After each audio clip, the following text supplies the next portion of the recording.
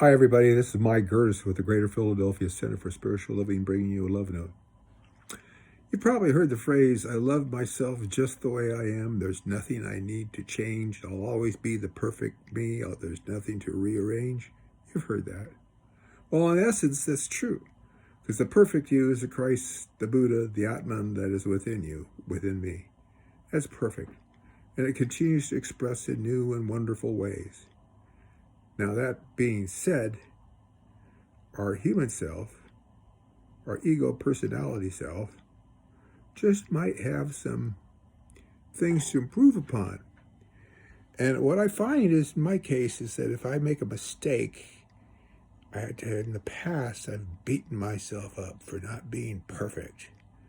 You might be able to relate, I don't know. But a couple things I discovered. One, I picked up a really cool acronym for FAIL, because I was so afraid of failure. FAIL is first attempt in learning. Nobody gets to where they want to be in life without having some hiccups along the way. I used to go sailing when I was a kid, and I noticed that you can't go sailing directly across to the other side of the lake without tacking, without going back and forth in different directions. Now, fine. So we recognize we've got some improvements to make, but here's the thing that I've discovered of late that's really important. At least I find important to me, and maybe this is something that can help you.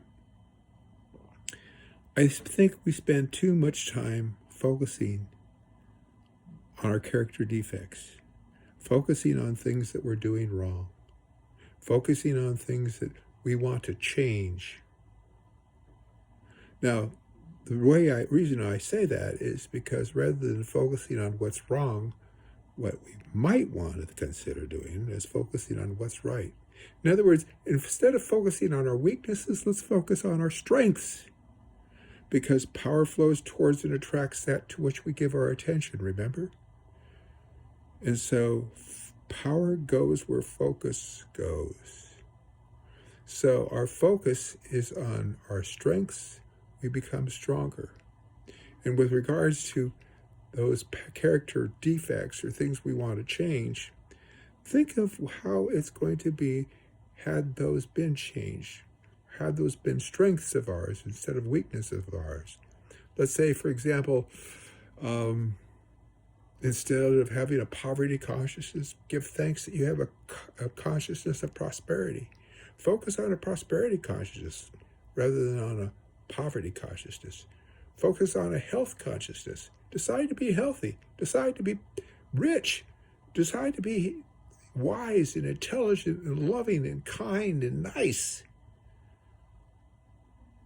Let's don't settle for second best. Let's don't try to get by, changing this and changing that so we can be okay, we can please people. Let's find pleasing people. What's really important, though, is that we express ourselves at the highest and best level we can. And to do that, we need to focus on our strengths. That's enough for me today. Before I ramble on anymore, I bid you do know you're loved.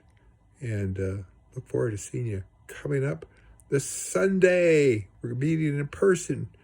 And go to GPCSL's website, cslphilly.org, for details on that. Because it really would be good to see you. Till then, bye-bye.